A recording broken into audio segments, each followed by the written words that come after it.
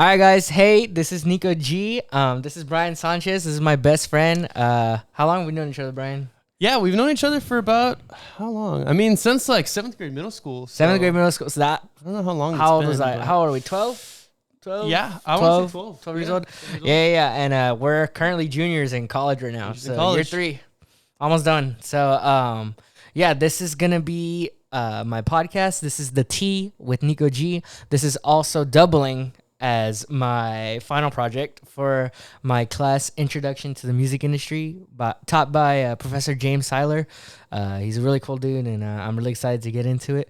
Brian, if you want to go ahead and introduce yourself, to give yourself a little bit of background and stuff. Yeah. So, I'm a junior here at UTSA, part of the film and media program. Just been doing filmmaking for a good about like 3 years now. It's been really fun, really amazing being able to make films, been able to learn a lot within the industry, meet a lot of cool people, and just having a lot of fun with it. So Yeah, and the reason I chose Brian is, one, he's my best friend, but also guilty. we did talk about in the class, we actually wrote a paper on comparing the business models of the music industry and the film industry. And since I'm audio engineering and music tech major, and he is a film major, we kind of combined our skills a little bit. So I'm running the sound, he's controlling the cameras. So it's actually pretty cool. This is actually a pretty cool project. Yeah. But yeah, so first let's get started. I have a couple of questions that I prepared. Yep. Then it's conversation, so it'll just go on naturally, you know.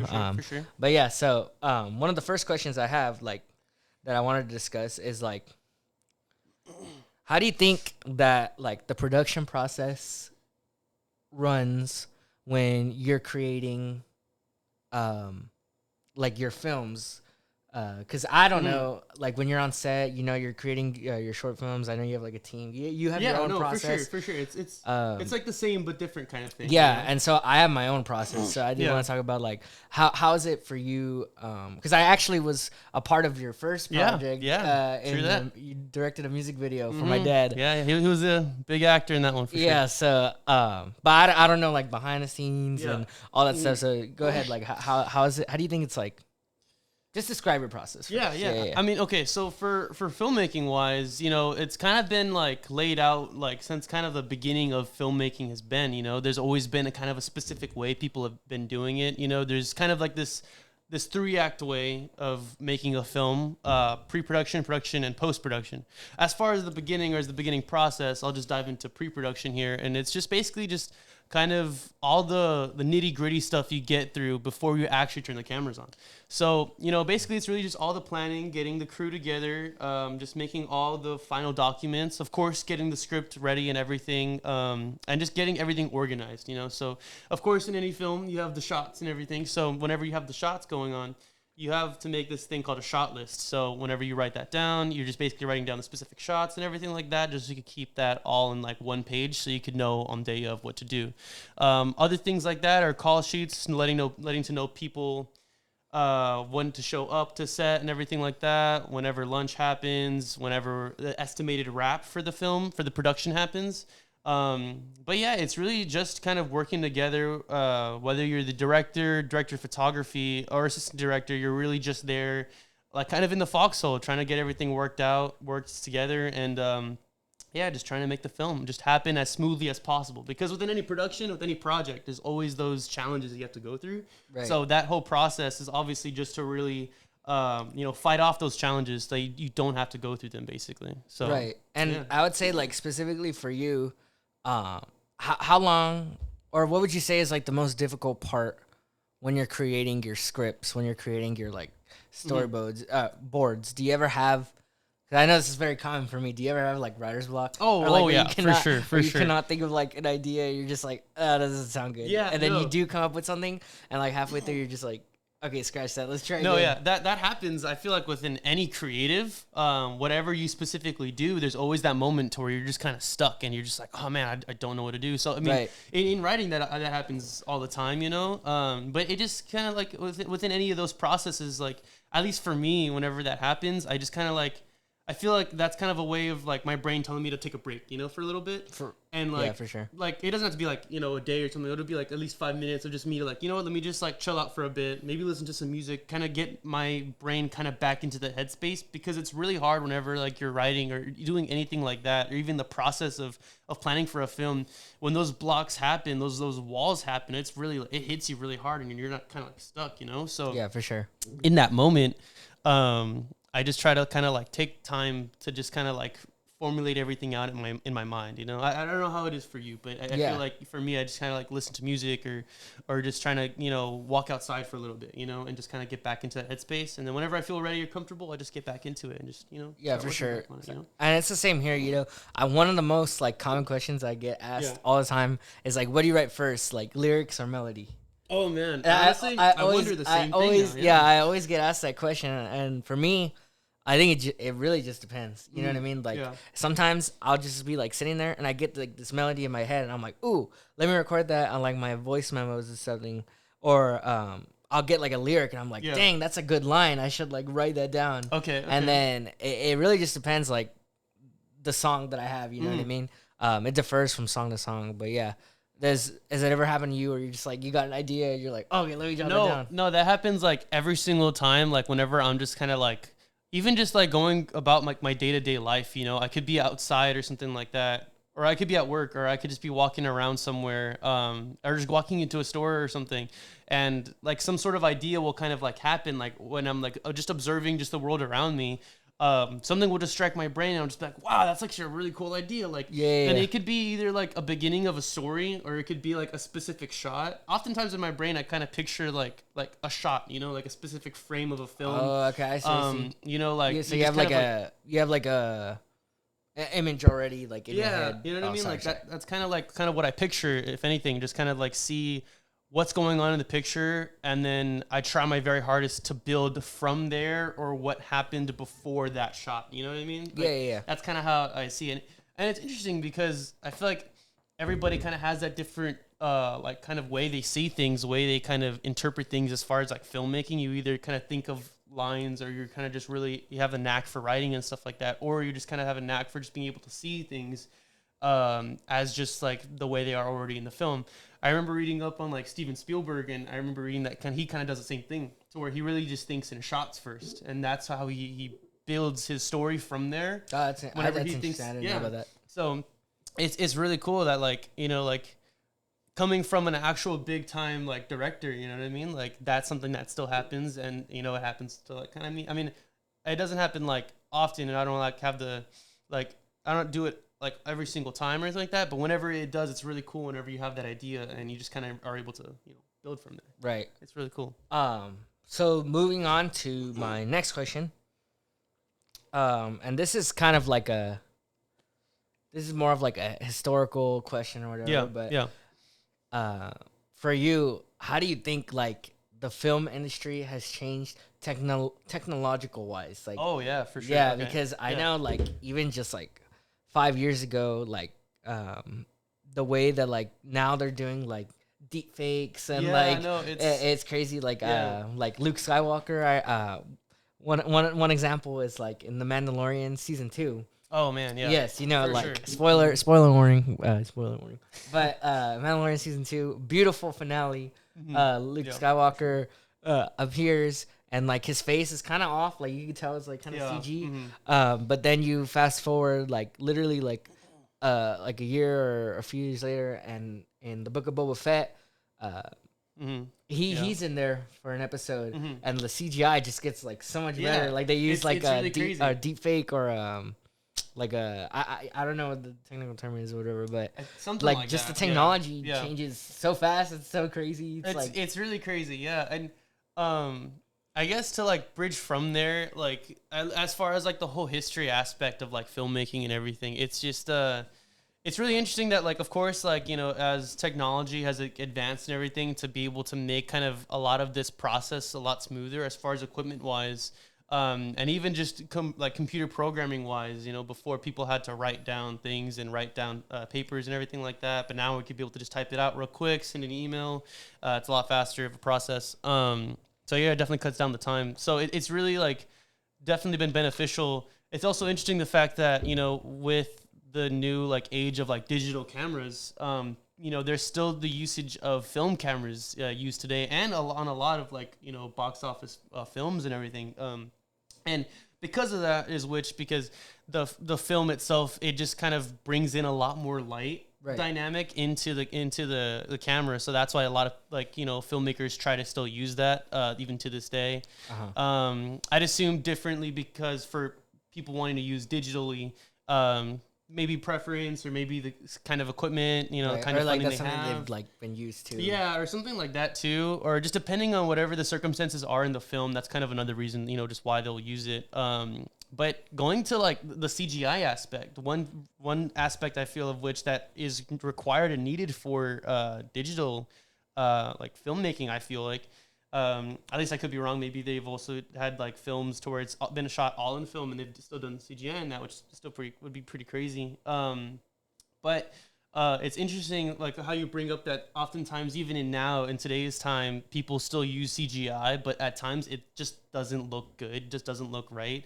And that's just very unfortunate because you would assume that, you know, we would be growing into a time to where it just gets kind of better and better, but then you still see these movies that aren't like good, like nowadays. Exactly. Yeah. And I agree with that. One of the main things that I have like a problem with now is sometimes CGI is a little overused. Yes, exactly. I like that back then in films, you know, like Jurassic Park and Star Wars, the original Star Wars as well.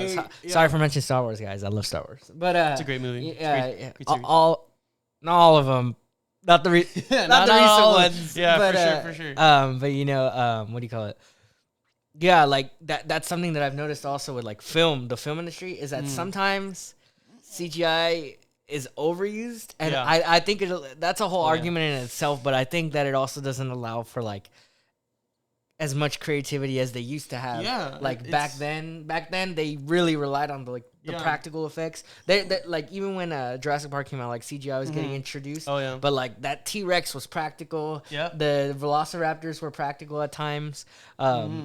It just allowed for like more creativity. Yeah, I feel like it was like much more of like a like it gave it more personality. It gave it more realness too. You know what I mean? No, I totally feel the same way, and like I think it just really depends on like the kind of production companies that are kind of behind those films. You know, oftentimes I feel like.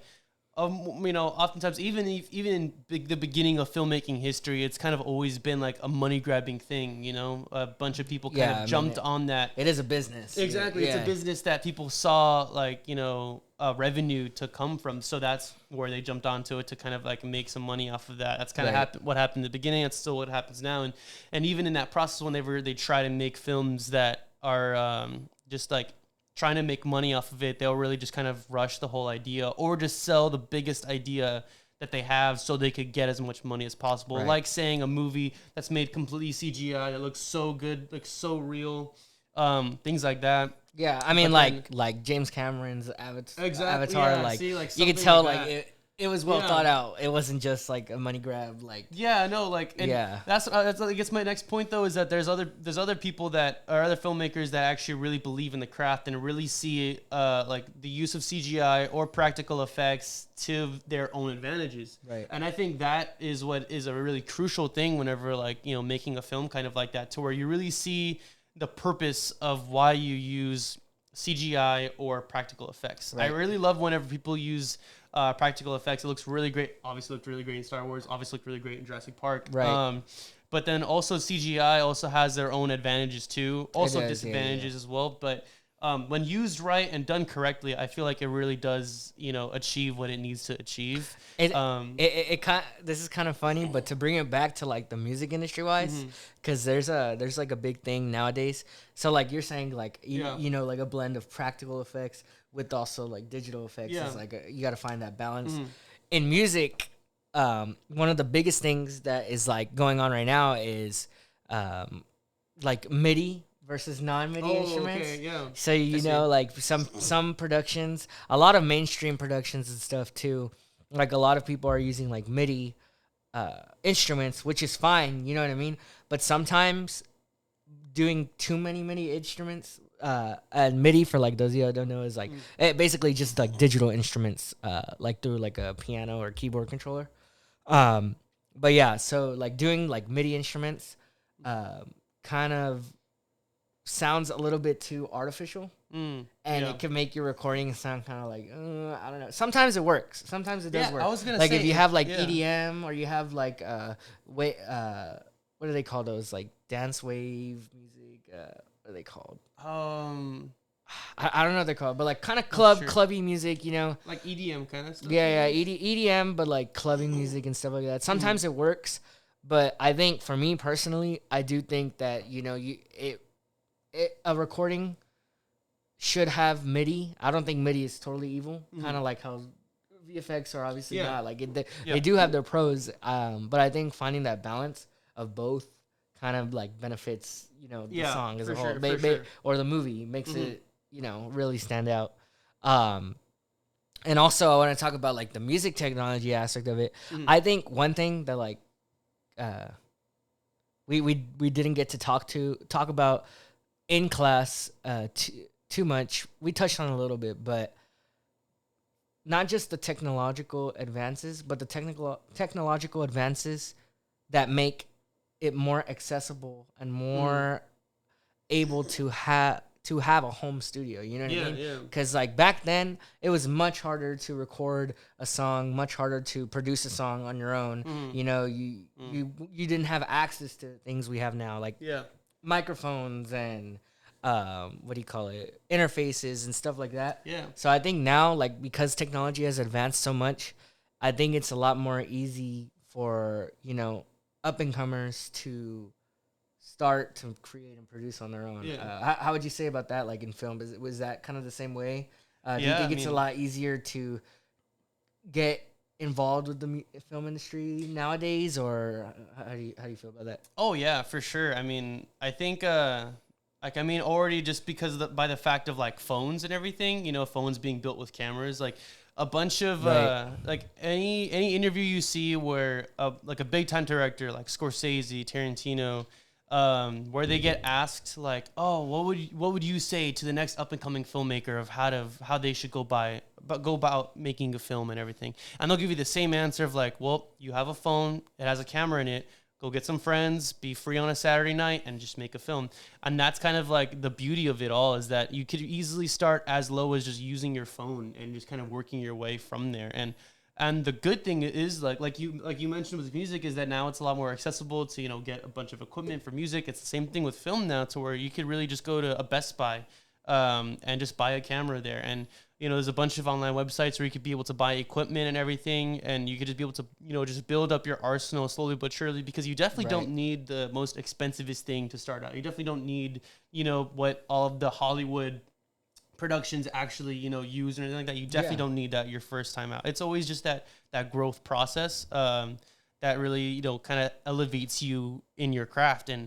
And luckily, with the advancements of technology and how easy it and more accessible it is, it really gives that gateway, or opens that gateway for like, us creatives to kind of like work on our craft without, breaking the bank with like a bunch of loans, having to get this kind of equipment that, was crazy in that back then. It was like a lot harder to have to get stuff like this. I mean, I'm assuming with music, you'd have to like rent a studio and stuff like that. Yeah. Right? Back then, like they had to find a producer, find a mixer, and actually find musicians even to come in and play. But like I said, now with like MIDI and innovations like that, you can do it all yourself. Yeah. You know what I mean?